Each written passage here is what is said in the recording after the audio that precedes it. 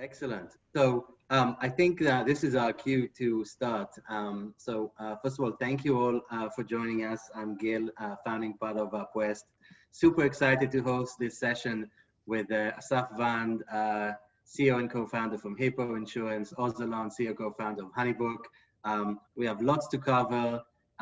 It's going to be super interesting, as promised by Assaf and Oz. I was going to keep it mellow, but we're going to have We never promised you that. No, we did. It's going to be super interesting. But before we get going, we co-host these sessions. This is, I think, number 7 or 8 already in the last few months. We co-host these with the wonderful folks at Google for Startups in Israel. And with us is Inbal to say a few words.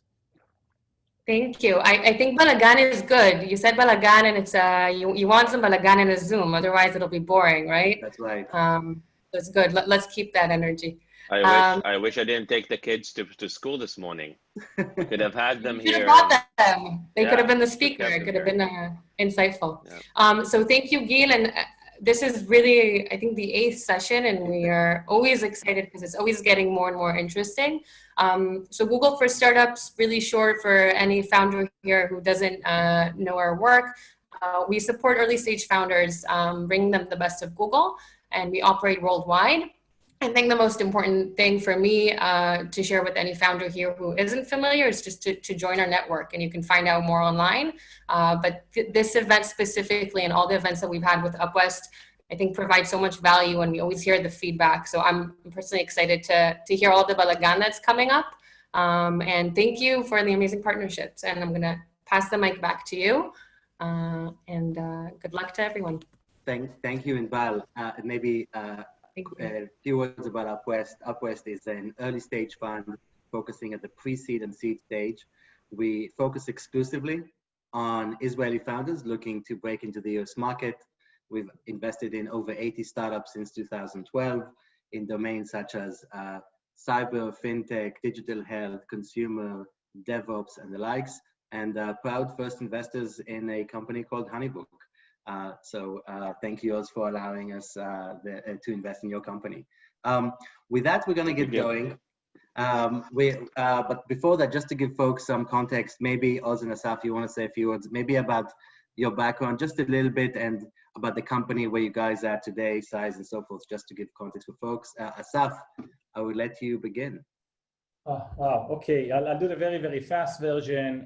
Hippo Insurance is basically reimagining what home insurance is. Our view is that the best insurance is a product that you were never going to use. So we're trying to add all kinds of tools to avoid claims from happening in the first place, from IoT device to active monitoring. Company is based in Palo Alto, around 5.5 years old. Last funding round that was announced was several months ago at $1.5 billion valuation.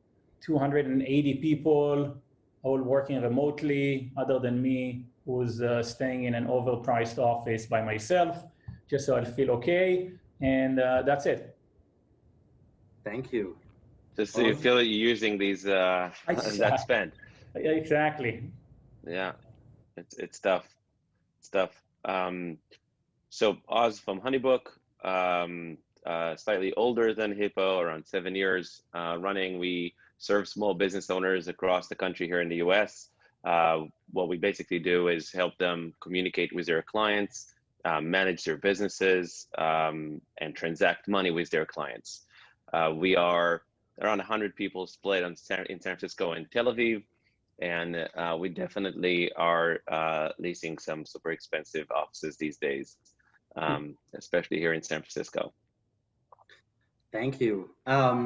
Yeah, and just so you know, we've had a bunch of questions submitted beforehand. Lots of folks want to know lots of interesting things, but we're going to take it in whichever direction we want. And so why don't we start, like you suggested before, Assaf, at sort of starting a company, right? And let's, it's only between us here, right? Nobody's listening. So just you feel free to open up, share all your secrets, things you would never tell anyone. So starting a company, step number 1, idea, concept, founders, picking a co-founder, looking back at your journey, Assaf, and I know for those who don't know, you've actually started a couple of companies before Hippo. things you've learned about co-founder relationships, selecting founders, how that evolves over time. Because a lot of the folks that are now listening are at that stage, at the very early stage. Yeah, so let's start with that. Firstly, I owe you a thank you. Gil actually connected me to my first investor. So I owe him a big thank you, and it's not a trivial thing. The first investor to get everything rolling is never an easy thing. Let's talk about finding a founder. And so here is my view, and I fucked it up several times before, and I think this time I actually did it very differently. So there's usually, usually it's very opportunistic. Like, I like this guy, he likes me, let's start it. Or in Oz's case, it's slightly different opportunistic. It's his wife, and he'll talk about that. But usually it's something like, it's a friendship, or I know someone that I think compliments me and stuff like that. And my belief is that this is where it starts. So a couple of interesting findings or points that I had. The first thing is, when I started, I didn't have a co-founder, and I knew I wanted a co-founder. So the first kind of realization is I needed a technical co-founder. I'm more of a business person and a product guy, and I needed to do that. One of my key, basically, tips for that is if you want someone who's very strong in a certain domain, go and talk to the people that you know that are the strongest in this domain. What I mean is that I went to talk to the strongest CTOs I know and started interviewing them to basically see who do they think can be the best co-founder if they would have chose a technical co-founder, who would it be? Who is the strongest CTOs that they know in their network? Because what do I know? I can't even vet. Everybody understands, the technology way better than me. And by the way, I'm using it constantly in my work now. So if I need a marketing person, I go and talk to the strongest VP marketings that I know, and I'm asking them, who do they know in their network was the strongest VP marketings? And then it narrows it down because people in a certain domain actually can quantify and know who are the strongest people. They know who's available and things of that sort. Another component, which is really, really important by that, it helps you vet it out. What I mean is when I was looking for a CFO and I did the same exercise, I asked my board to connect me to the strongest 5 CFOs in the Valley. And I went to talk to the CFO of Dropbox and DocuSign and all in Augusto and all kind of stuff. And then you see there's actually a lot of flavors because you don't know what a CFO looks like. And then you see there's one who's more investor relations and one who's more FP&A and one who's more accounting. And it helps you kind of see. So when you're interviewing people, you kind of have this view. So that's one, just to figure out that kind of component before, go and talk. If you don't have a co-founder, go and talk to people. Second point, which is, I actually think the strongest and most important thing is the following point.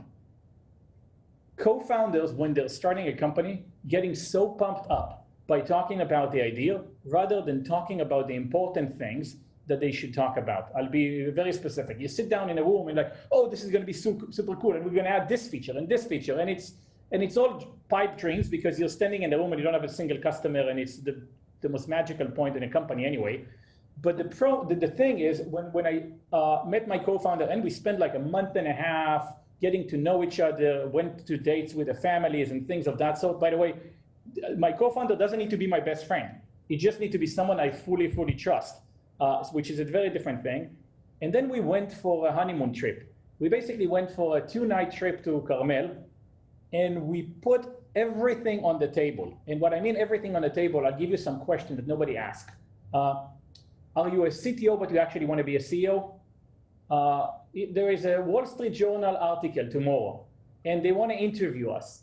Do you need to be in this interview? Is it both of us? There's a picture that someone is doing for the Fortune. Are you going to be pissed that you're not in this picture? You actually want to be in this picture? How are we going to make decisions in the company? What is an exit? $50 million. Tomorrow someone comes with $50 million. It's good. $500 million, $5 billion. We're building the next Facebook. Everything of that sort is going to build conflicts into the company. What's the culture? I have 2 kids, and for me, family comes first, and I'm going to be in the office every day at 8:30 after dropping the kids. But he is a single guy, and he's going to wake up at 11 and come to the office. There's going to be 2 cultures in the company. So it's really, really important to put these things on the stuff. Play all kind of games on values. Someone, one of your best employees come and then he stopped coming to the office. So someone comes and he's an ass. Someone comes and he's a diva. So let's put it all. You want to see that there is a set alignment of values, because otherwise all of these things are going to create massive conflicts. A lot of companies are being broken up, not because of just the product market fit and all of that, just because there is so much friction and it starts to be 2 cultures or 3 cultures or politics in the company. And this is what basically the biggest finding that I had for myself, to actually put it on the table and address these points as early as possible. Wow. That was really good. Yeah, that was great. I mean, to second that, you're right. I mean, a lot of the companies that end up breaking up, sure, sometimes it's product market fit, fundraising, whatever, but in many cases, it's just founders not getting along, and the more early you can flush that out, the better. Oz, did you have that conversation with Naama, those type of questions when you started HoneyBook? For those that don't know, Naama is Oz's wife and co-founder. So I think on from any perspective, it was very different. Obviously, Naama and I dated since we were 16 years old, and even before we dated, we were friends, and for many years before that. So we definitely had a nice journey, and we did a few big projects before we started HoneyBook. So for us, it was very different. However, we did co-found the company together with George, CTO, whom I met as a regular customer at the bar that I owned back in these days. So I got to know Jor for a few years before, talking like in the middle of the night about stuff, and before we started the company. Having said that, I think from my perspective, one of the things that are very different, I believe, is from what Assaf is sharing and how we experienced this journey. For us, it was really the first company. It was my first job out of college. I never worked in another company. And one thing that I really liked, Assaf, that you said about to know what a good CFO looks like. We had to know what a good anything looks like, right? Like we didn't know what a good co-founder looks like. We didn't know what a good first employee looks like. We didn't know what we were building. We thought we were building one thing. We ended up building something else. So for us, it was very, very different. If we tried at the beginning to plan things, we'll probably make many mistakes. So I think, you need to ask yourself how much you're really confident about what you're about to do. For example, if you're about to build an insurance company and you already validated the market and this is what you're going to do, then you have an advantage. When you want to go and find your CFO, you want to find your co-founder, you kind of know what you're looking for. You need to vet for all the personal things that Assaf just mentioned, but you know what you're looking for. I think for the way we started the journey, we had no idea what it is that we were building. Now, the other thing I would say is there are your co-founders at the beginning, and I will actually say that the founding team is extremely important. We talk about co-founders and how crucial that is, and it's extremely crucial because co-founders are the ones that will create the founding team, the first 10 people. And many times these first 10 people are people that are going to be with the company for quite a while, and they are the culture of this company and what you build later. And I think like you need to be as as kind of rigorous around who is your co-founder. You need to be rigorous around who are like in that founding team. So I think that's extremely important. I definitely agree with like going up for a honeymoon and going for like spending as much time as possible together, and trying to figure out who's that person that joins you. And for us, to be honest, being at UpWest at the time and living together in a house for 3 months in Menlo Park, that was a hell of an experience, right? And doing that with all the kind of the pressure of fundraising and feeling like we're not gonna make it, and people are saying that they don't want to invest in us, and so going through all this pressure together was very important for Dror, Naama, and myself to build the resilience that we needed later on. And then lastly, I would say I think there's many things that you need to think about technically. How do you think about vesting schedules? And if I had to do things again, I hold an opinion that especially the founding team, you want to compensate people heavily. You want to be very generous, but I will compensate that or protect that with almost like a longer term vesting schedule, maybe even accelerating over time, like not linear, and things like that, that I think will be great as you build your first team. And as you say, people that were going to be here for 4 years and 5 years and 6 years are people that are the founders of this company. And I think that, think carefully about every single person, at least in the first 10. Then obviously do that again in the next 10. But that would be my Let me ask you a perspective. question on this, Oz. One of probably the thing that occupies me more than anything is in a growth phase, it's people. You have people that came in early. Usually what you gave them is titles because they bet on you and you couldn't compensate them well. And then where the company grows, the level of the individual contributors and the managers is shifting significantly. So a person who was your VP engineering, I am not sure can be a manager of engineering in the company now because we have hundreds of thousands of customers, and and my CTO is a CTO who builds enterprise software systems and managing, and early employees hate these kind of things. So there's a massive shift of individuals. And one of the hardest things is that the original people that were basically your semi-co-founders, the first employees that are the most loyal, that help you build everything and get hit all the time and not getting compensated, all of a sudden are in a weird position. You need to have very tough decision with someone who was the VP of product. Listen, I'm really, really sorry. We need to bring a new VP product or a chief product officer, and there's a lot of these tough discussions.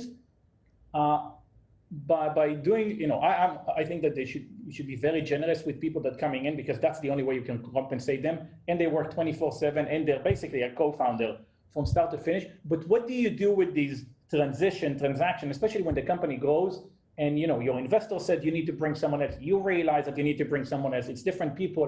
What do you do with these people? Actually, I have a very good story about that. So our first employee in the US, when we hired her, I had a conversation with Gil, and it was about, what are you hiring her for? And we thought marketing, right? In hindsight, I had no idea what marketing means. If you said marketing or sales to me, exactly the same thing. And we made one decision, which was we called her a co-founder instead of a CMO, which is what she wanted. She wanted to be a CMO. And I believe it was CMO. I actually think that the decision to call her a co-founder back then was a pretty good decision in hindsight, because a few years later, when or maybe even a year later or 2 years later, we already brought in a VP marketing. We already brought in, so she had no problem kind of moving between positions, right? Because she was not holding any of these titles. And every time, and she saw her role as a generalist that needs to start teams, start the sales team, start marketing, start the HR, the people team, right? And she eventually actually reported to our COO. And I think two things. One, it requires the right people that can check their egos, right, and know that that's their role.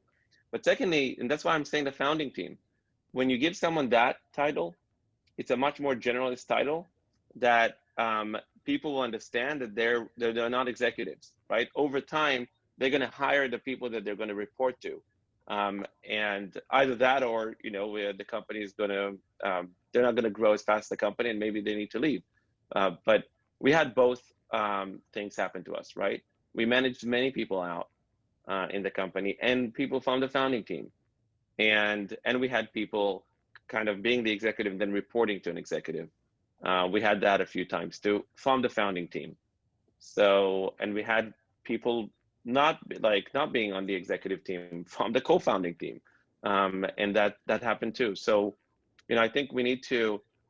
That is probably a very important conversation to have early on with everybody, right? Like, our job is to replace ourselves, to grow as fast as the company, right? But if that doesn't happen, to replace ourselves, to hire our bosses, whatever we need to do. And by the way, that's my commitment to the team, right? I will do the same thing too. The day I feel that I need to replace myself, I'm going to replace myself. And the team is more than welcome to tell me that they think I need to do that, right? I don't need to wait for the board to say that. So, I think that's an important kind of open discussion that we should always have. So just picking this up and switching up gears a bit. So both of you are extremely thoughtful, obviously, in how you think about co-founders and growing. And it looks like you really thought about this throughout the process. But are you as thoughtful as you think about bringing on and finding a co-founder as you are, but let's say bringing on investors? So, what you look in investors, I'm sure, change over the years. And so I'm curious to hear from you guys how you're thinking about it. And, obviously you want to find the best investors who are a good fit for you, who I get it. But give us something that's a little bit, maybe more specific, maybe in your strategy of finding investors. How are you thinking about testing investors perhaps to see if they're a good fit for you? So things that that folks don't necessarily always think about, because I know you've both gone through multiple rounds of financing. Assaf, I'll start with you. How do you think about investors? Okay, put your earmuffs on for a second. I have a very low kind of bar for investors. I think investors think that they help you with strategy and building stuff and a lot of value, and I think they're basically useless. I think they're a source of capital and money. The best of them are not harmful, but usually, I think that it's even worse. I think that in many times, the better branded VC creates significantly more damage. And the reason is because of the way, I have a strong belief in learning a lot on decision making. There is a tendency to give someone from a very known VC disproportionate amount of weight on the board table, because he's saying, but this is what are we doing Sequoia? Yeah, but but Sequoia is not in the thing. You're in the room now to make a decision, and there's a tendency to give overweight to someone who comes with that kind of stuff. So I think VCs do not give a lot of value. Try to maximize for the best terms, for the best valuation, for the best money. That's my view in general. Now, it might be slightly skewed if you're building a SaaS company and you have a person who built 6 SaaS companies. You have several very, very strong investors, that there is a certain playbook. But I'm doing insurance. They don't have a freaking clue what I'm doing. They don't have relationship with reinsurance. They don't understand cat bonds. They don't understand the ILS market. They don't understand what the policy management system looks like. They're like, I need to educate them all the time on these things. Hence why their inherent value for me from network and vetting people is just very, very limited. Now, I do try to find people that have the right values, that are honest, independent thinkers, and all of that kind of stuff. It's something that I value very, very much. And the second thing that we put a very strong focus on, and it was always kind of like, looked at with a question mark, we chose investors that give us distribution over investors that give us brand name. We had a term sheet from like Khosla, and we didn't take that, and we took someone else. And then on the B round, we had 5 term sheets, and we took Comcast Ventures because Comcast have 28 million households, and it's a lot more beneficial for me to attach insurance to a household than to any other VC. And then in the C round, we had another, some more term sheet, and we took a company that nobody knows called Lennar Ventures, which is the largest home builder in the world. And they have 60,000 new homes that are attached now to a Hippo policy. And every time someone was like, well, who are these guys? And it was always beneficial because it enabled us to build differentiated, sustainable competitive advantage, which nobody can actually do. And it's a lot more beneficial to add someone who's the biggest builder in the world to a home insurance than someone who is a strong VC in the Valley. So my view is get the best money you can, close the rounds as soon as possible. Don't keep any round open for whatever. I also have a very strong view on fundraising, by the way. There's a lot of tips of you should keep in touch and have coffee chats with different investors so they know you. And what we realized, we actually, my co-founder who loves monitoring these things, made a full study on this thing, on discussions that we had, and he gave them rank from like 1 to 10. How far along did they came to actually close? 0. I mean, like all of these coffee chats and stuff, it's just you give an option value to a VC that they never close, they never preempt, they never participate. They actually think they have a better view, so it doesn't help anything. I think fundraising is about FOMO. So when I'm doing fundraising, I decide on a date. We prep all of the material. We prep a crazy data room with all of the research, with all of the findings, with all of the cohort analysis. Everything is in there. Basically, the narrative of every discussion. We then announce we're going on a fundraising. You call, you start contacting wherever you can, and you're saying, listen, this is the process going to be for 3 weeks. There's a FOMO. There's like, if you're not, your loss, and you start moving and cutting people that you think are not moving forward. Then the other stuff, which is also interesting, that in our internal research we saw, the link of how you get to an investor is a lot more important than getting to an investor. So what I mean, there is a tendency to think that we make a list of 50 VCs, and you can probably reach all of them, but you can also send a random email to someone, or an associate reach to you, or all of that kind of stuff. But the chances of them converting are very different than Gil invested in HoneyBook at the seed round and is calling 3 investors and he's saying, listen, these guys I invested in, I'm telling you, they're the rock stars, they're the best, and they're your investment. The chances of converting that, I'm not even talking about a meeting that's probably going to happen in the next 48 hours, but the chances of this converting to an actual basically deal is probably 10% as opposed to 0.01% of any other relationship. So we spend a lot of time figuring out what's the best route, what's the strongest lead we can to hit the right partner in a certain fund, rather than just meet the fund. And when we sit down in this prep at the beginning, we are meticulous about figuring out who do we want to reach in which fund, if we have another investor that can call, if we have a close friend who's a portfolio company that he invested in. There's a lot of hierarchies on this thing, and we'll spend a lot of time on that. Love it. So so both on, I love how you think about investors and process, very different to what's out there. So that's why I love it. But Oz, how do you think about those two things, finding investors over time and the process to finding them? So it goes without saying that it really depends on the power dynamic and where you are, right? Like if you have one investor who wants to invest in you, and let's just put the process aside, you manage the process well or not well, but you have one term sheet. My recommendation is take that term sheet if you're running out of money and you're about to die. So it really depends on, and now in the other scenario, you have 5 term sheets, and again, you ran the process well, and that's the outcome. Then start vetting your investors. I hold a similar opinion to Assaf around the fact that in the end of the day, the people on the board can't truly understand your business. And that's a realization that every board meeting I have to kind of remind myself again and again and again.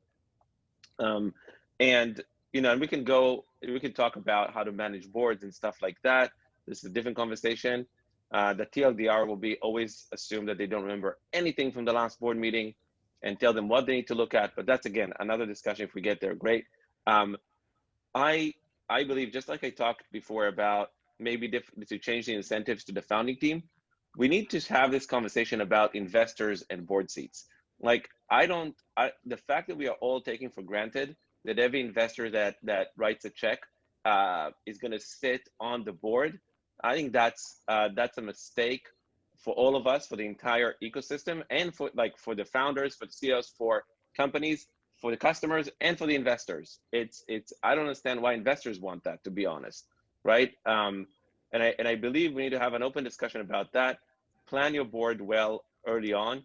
Decide that maybe you're going to have one preferred investor sitting on that board. Maybe it's your Series A, maybe it's a Series B.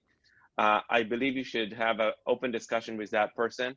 That from the get-go, when you have the term sheet, that's the point where people are willing to negotiate a lot of things. Say, look, one, we're not giving a board seat, and if we are, it's a term board seat, right? It's for 2 years. And at the end of the 2 years, that's it. Or when the next investor comes in, maybe they replace you, or you get a board seat, but you and I are going to go out there and find the person who's relevant for the next 2 years, and only for the next 2 years.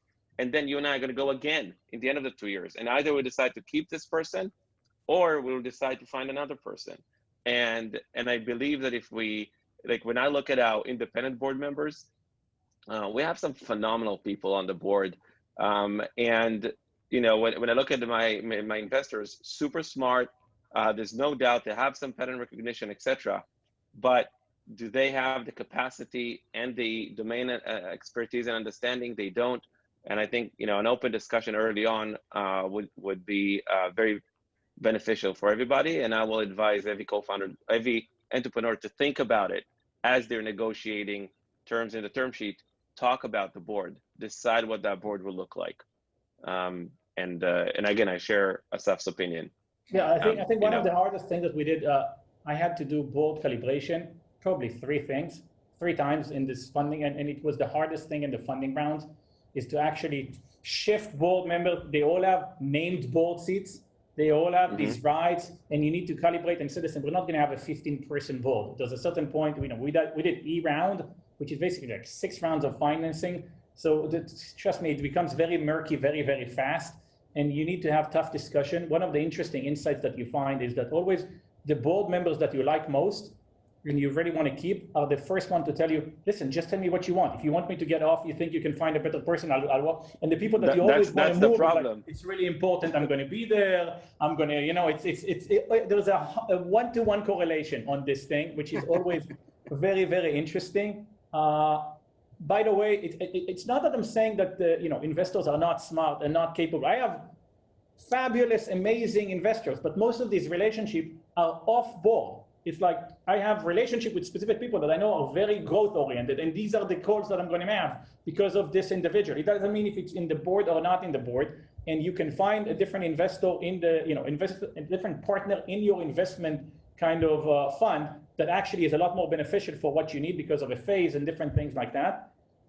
The role of a board at the end of the day is hire and fire me if I'm not doing a good enough job and approve my budget. And then every once in a while, funding kind of situation, selling the company, acquiring a company, doing a funding round. That's it. It's a corporate governance role.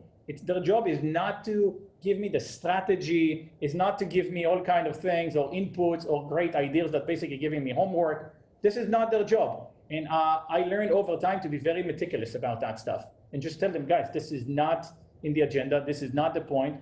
Please, you know, I'm happy to discuss it offline, but just really, you know, stop raising it in the board meeting.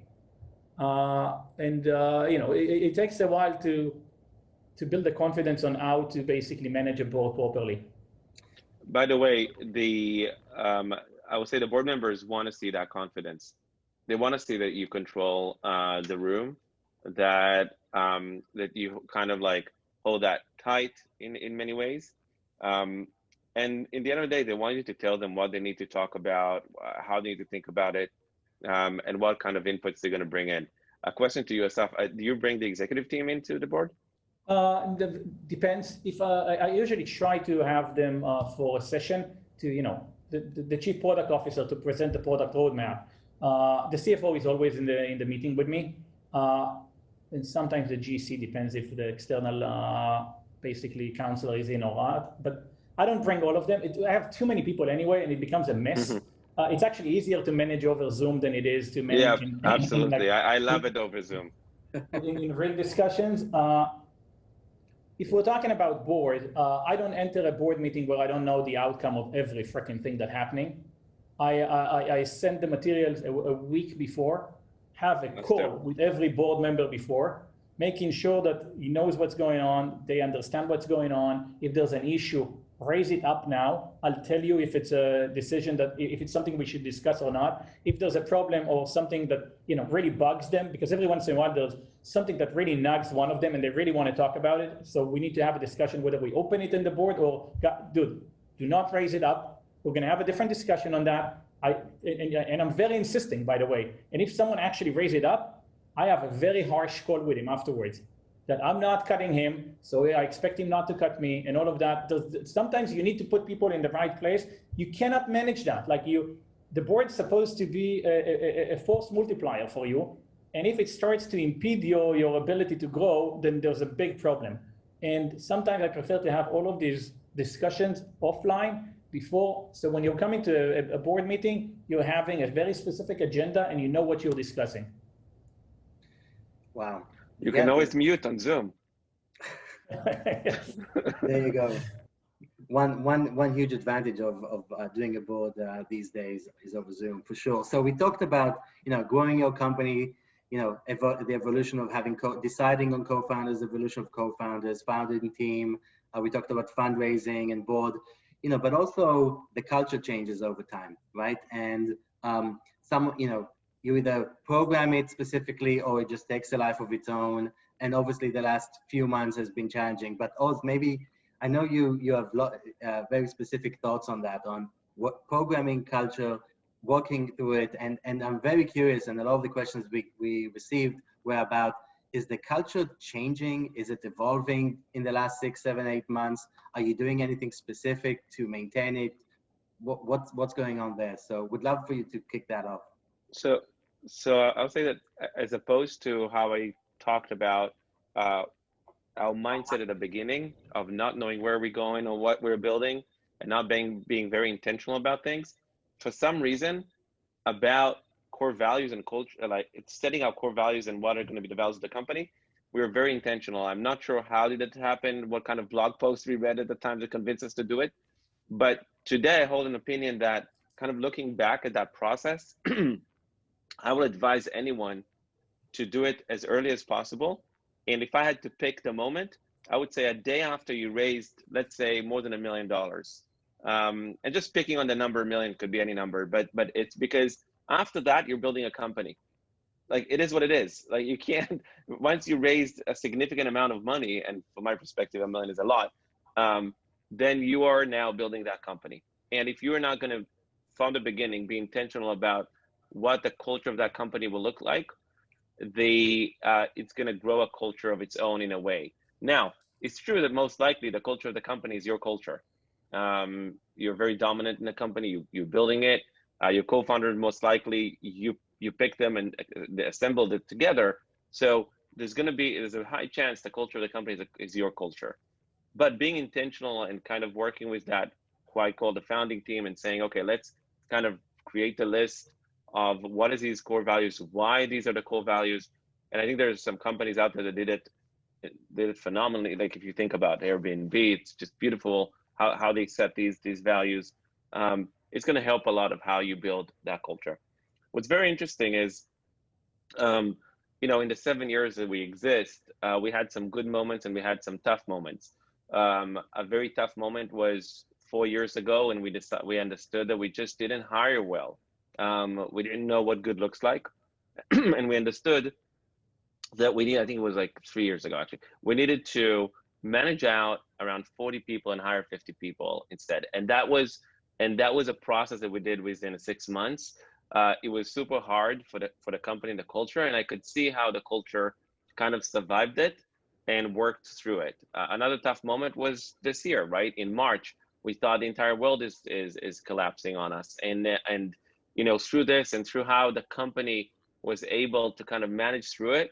And now in hindsight, we're happy about many things that happened to us in the past 6 months. But 6 months ago, it was super tough and very scary for everybody involved. So I think I see how cultures go through tough moments. Helps me understand in hindsight. Probably we set the right core value, the right processes and structures around it, right? So culture is not a ping pong table, but culture is definitely, these rituals the company has almost every single day of existence. The last thing I will say about this is, as much as there's many things that I believe we did right, there's not even a month that goes by that Naama and I don't have a discussion around, are they still the right core values for this company? And there are times that we feel, HoneyBook is a very loving organization and culture. And there are moments that we're asking ourselves, are we have a core value that we're fearless.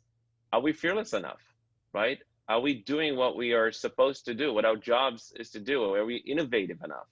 Are we taking the risks we need to take? And this is a question we ask ourselves. We ask the executive team, and we are open to changing things, either if they don't fit, or changing what we do to fit what we want, what we hoped to achieve, right? And what we hope to be and become. So I'm a big fan of being extremely intentional about your core value and your culture of the company, And I will even say that I believe it's fun doing these things early on. Most of your engineers will not see it as the most productive process in the world. And for us, again, we were 6 people doing it together, and the 4 engineers in the room in the end of the week said that it was the worst weeks of their lives.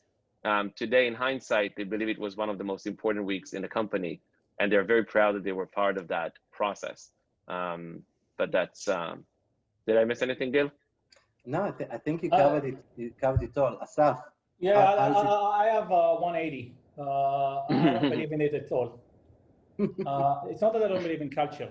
I don't believe in this exercise of values, and I keep punting them down. I think every company, if they sit down, they're fearless, they're innovative, they're entrepreneurial, they're friendly, they're supportive, they're customer-centric. They're like, if I can switch the back, basically the logo on the back, for a credo or values, then I haven't done, then nobody did any work. And every company thing, and then there's, and trust me, I read 500 of these books to come to my own conclusion of, and then that's how we hire, and how do we vet people for our cultures and stuff like that. So I think it is important to be very, very directive in understanding, so we have, I think less is way better than more. There's a tendency to have 8 and then you can't do anything. So it's important to really, really define what are they. We are a family-oriented place. So I keep on saying that to employees. We have an older group of people. We don't have a lot of young millennials that are recent grads. It's just not our company because we're a family-oriented place. We're based in Palo Alto. It's how you walk the walk and not just what you say. It's not just I'm completely fine that people leave work at 6. If your kid have a recital, I force you to go. I don't want you to make choices for the company versus your family. I always want you to make the right choices for the family. So it's about how you embed and enforce these kind of things. So I think walk the walk is the most important thing in culture, because you can say whatever, but there are certain points in the day or in a week that actually force you to make a decision, and how you make this decision consistently, that's what defines culture. So that's the first thing. Second thing, I think the most important thing in culture is basically DNA. And the way that you enforce culture is by hiring the right people, especially when you grow. I'm not the hiring manager of 90% of the people that are joining the company.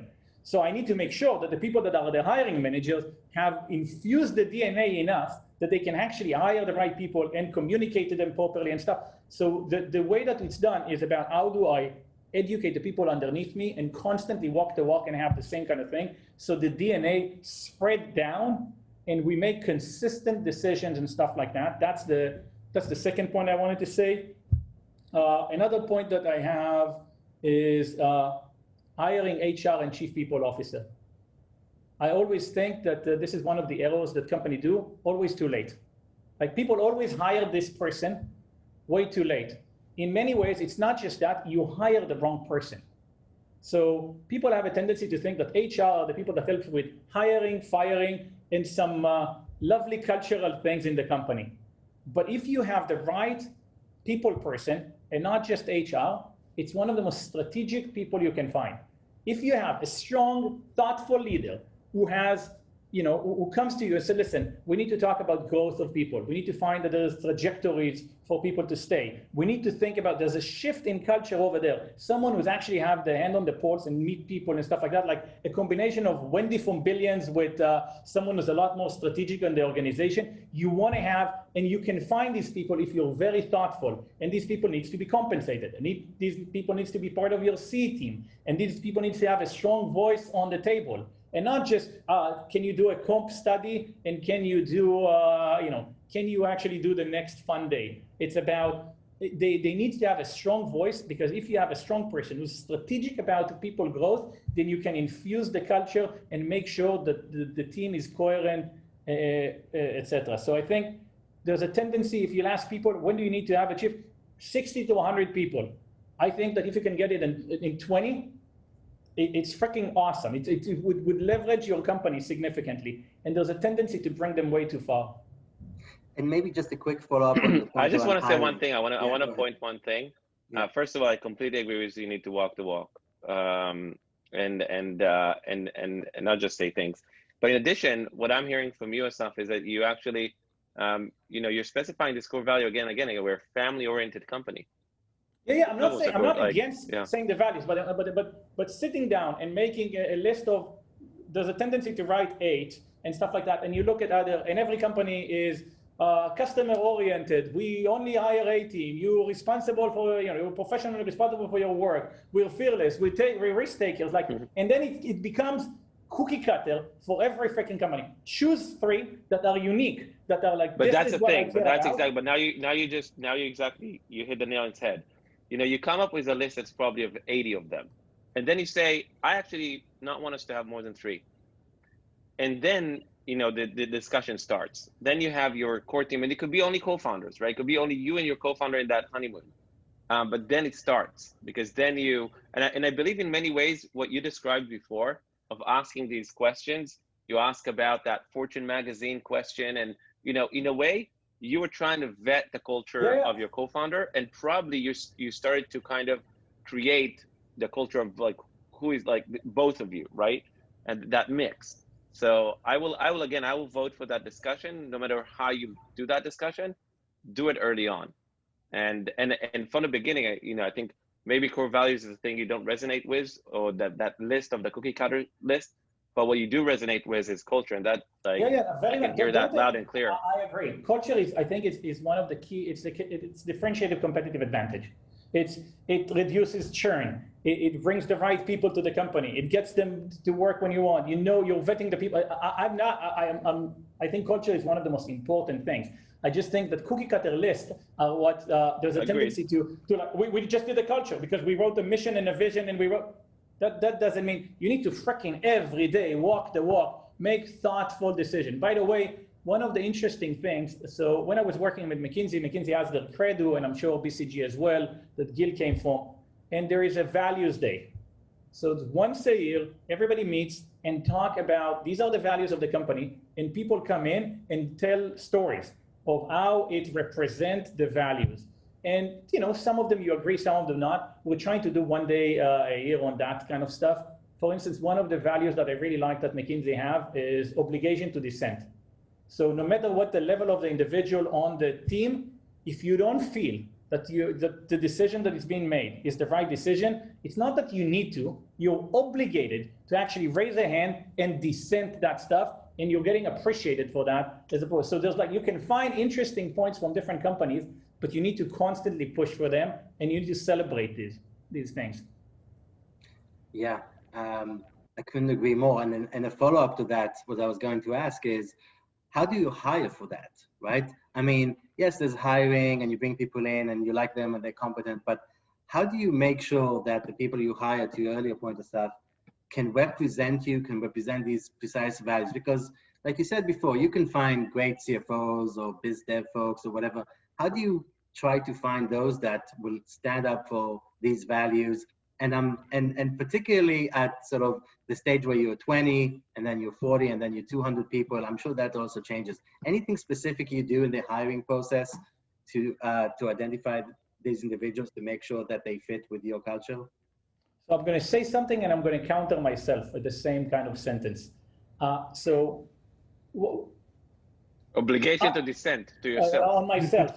Yeah, they always say that every 2 Israelis have 3 opinions. So I have 1 Israeli and I have 2 opinions. So here's the thing. So when I'm interviewing people, it's usually that they were vetted for the professional side. It was the product already vetted them. I don't interview everybody. I interview from usually director and above. And I'm usually the resource. So 90% of the time, I'm telling the people, if you want me to help close an individual, let me know. If you want me to vet a specific thing, I'm one more person, unless this person reports to me, or if it's someone senior enough that I want to have because it have more leverage and an impact. And my interviews are usually the stuff that I care about. I care about curiosity. I care about independence, individual thinking. I challenge people on stuff, and then I challenge them to present differently, and how do they present that side and the other side. And when someone walk me through their career, I actually don't care about the walk me through the career. I care about the inflection point. So why did you decide to move from that role to that role? I care about the inflection, not what you did in the role. That's how I vet. Now, the way that I'm going to counter myself on this thing is I also know that I'm biased. I have a bias to people that are closer to me, that are more vocal, exhibitionist, more, have strong opinion, high confidence. That's what I'm biased for. So I try to counter this bias, depends on the role. And when we're having a discussion on specific role, we actually have a definition, what the characteristics of that person. And if it's a data scientist, it might be a lot better that the person is more anal and a lot more introvert and stuff. It doesn't need to be like me. It's just not you probably can't find the right people in that. It's probably not the right role. So I need to counter my biases from these interviews. So I know what I like, but I need to constantly counter myself for the role and what I like, and ask myself if this person can actually do the job. The second thing is there is never enough I would say backstage vetting. There's no replacement to have reference calls after reference call as much as you can, and not from the people that the person actually sent you. And it's a full art. If there's one area that I became a lot more savvy, is the art of reference calls. It's never asking the questions. It's always asking the other questions. And someone said, oh, it's amazing. This candidate is amazing. Is a top. I'm like, okay. So what was not good in this customer, in this person? And if you had this person, what specific thing could you have done better? And why, give him a ranking from 1 to 10. 10 is the best person you worked, and then 1 is not. How would you rank him? And how would you rank him? There's a lot of stuff. There's a lot of nuances. It's all about reading between the lines rather than reading the answer, which is always and Americans are amazing. Everybody is a rock star when they basically present themselves. There's no limit to how many reference calls you can actually make on an individual. The more senior the individual, the more important to make more reference calls on them. You'd be shocked at how many people that I thought are AAA, and then with vetting is like, yeah, the person is a good talker, is not there, and they're like, okay, it's just not a no-go. So that's my view on this thing. Hands down on reference checks. Reference checks that's the most important part of the interview process from my perspective. Every single time I made a mistake, I could go back to reference check and see that I didn't do it well, didn't do it right, didn't make sure that I have the people, as Assaf said, that were not provided. It's the back channel that is really important. By the way, if there's one thing that the board is definitely could be helpful, and my independent board members are really helpful there, is finding these back channels. Yeah. They have just phenomenal networks. And the other thing I would say, Americans do it much better than us Israelis, because for us it's really easy. We know 2 people from the military. We call them, we talk to them, we know stuff. And for Israelis, and I believe we make less mistakes in Israel than here when it comes to hiring, because in Israel it's easier for us as Israelis to look at someone and just know immediately, kind of table stakes what kind of person that is, because it's our culture, and we can understand different signals. We can't understand Americans, and Americans built, I believe, a system around understanding, first of all, reading resumes, which again, I gave up on that. I have no ability to do that. But secondly, to do that back channel references. And therefore, I think they have more of the mindset of doing that. You need to master the art of it. I don't master the art of it yet. I'm definitely trying to be better and better in that, but hands down, I think that's probably the most important advice on this call will be that. And if you if you invest your time as a CEO, probably invest your time on hiring, right? Like a lot of your time needs to be on hiring. But secondly, if in hiring you invest your time, as Assaf said, are you going to be the one asking the technical questions? Probably not. You have better people to do that.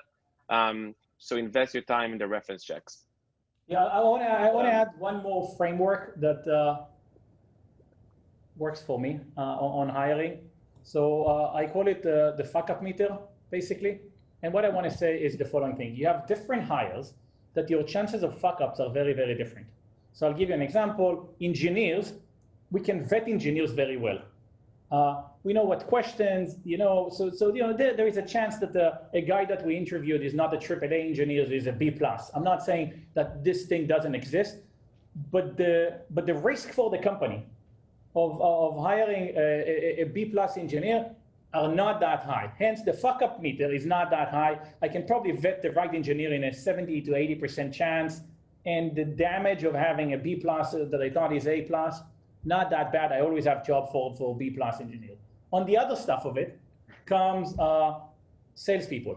Salespeople, what they know is to sell. So they sell themselves, etc. But so the chances of you on basically erring, on having probably your chances of hiring the right kind of salesperson is probably 30%. But they're used to that, so they need to deliver a quota in 1 or 2 quarters. You see if they can do their stuff or not, and it's completely fine that they're moving to the next company if they didn't deliver. And then you're left in the fuck-up zone, which is, I'll give you an example, CMOs, hardest and most dangerous hire for a company. They know how to sell themselves, they know what to do. Your chances of hiring the right CMO is probably 40 to 50%. There's a massive attribution problem, because you don't know if the person actually gets credit to what is done, because the CEO is actually a crazy marketer, because they hired a third-party kind of agency to do that. So attribution is very, very difficult to actually say if someone is good or not. And then the more senior person that you hire, the more chances for a fuck-up, because you hire this rockstar CMO, and that person comes and he needs to bring a team, and he's going to do a brand build book, and then he's going to do a TV commercial. All of a sudden, it costs you $10 million, and the board says, listen, let the guy run. Let this woman run. She's doing her stuff. And then it takes you 6 months and $10 million, and you're like, you had to let go of half of your marketing team from before. You realize that there's no real impact, and this attribution is very, very low. So I spent a lot of time understanding what's the fuck-up potential of a person, of a certain hire. And for instance, when I'm hiring a CMO, I am very directional on, we're not looking to someone who's going to do a brand book, and I want someone who understands from the ground up and build us confidence. We need to build to that conviction, etc. And we spent a lot of time thinking about bringing these people. By the way, the more senior people you bring, you need to be very thoughtful, because you change the equilibrium of the company. You add politics. If you bring someone to the C-suite, it's going to change. There's an equilibrium that lives in the company, and if you bring 2 in a certain time span, and you haven't really indoctrinated them into the company, the chances for the risk is actually very, very high. So you need to be very thoughtful on how you tier, how you bring, who you bring, what are the chances. You need to really, really think about these hires and have a discussion with your senior management all the time about these things. Oz, bring us home. We have another minute. Yeah, no, we have a last minute. We want to keep relatively on time. Bring us home. What do you think? I mean, about this, about how you hire, and specifically in the last 6 months when perhaps it was more challenging to get a feel from the person, from meeting them in person. One of the things we learned and proved itself again is that when you think about these things that you hear all the time, that people on calls like this say, many times these things are true. And the thing about A+ players hire A players, etc. Maybe Assaf is saying in some roles you're willing to accept B players. I think that's super important. And we made many mistakes around people that we hired. But I'll say again, if there's one takeaway from this call, the takeaway that I will take will be the thing about reference checks and back channel reference checks. And again, as I said, the thing I learned, cliches are true. And many cliches that I heard through my time in the past 7 years, I thought they're just cliches. Many times they were true. Again, from this call, I will take the reference checks. That's the most important thing you can do, especially when you're hiring here in a place that is not exactly the culture that you grew up in. Thank you so much, guys. This has been amazing. And I really want to thank you for jumping on this call. We could have gone on for hours. We covered maybe 20% of the questions submitted. Mm-hmm. We might do this again, like in a few months, and recalibrate again. But again, thank you so much. Thank you for Google for Startups for supporting us. And for those that want to follow us and learn about future events, you can always find us on Facebook, on our blog. And if you want to reach us, I'm available at gil@upwest.vc. Thank you again, everyone. Special thank you for Assaf and Oz. Thank you. Thanks for having us. Thank you, Assaf and Gil. That was fun. Thank you, guys.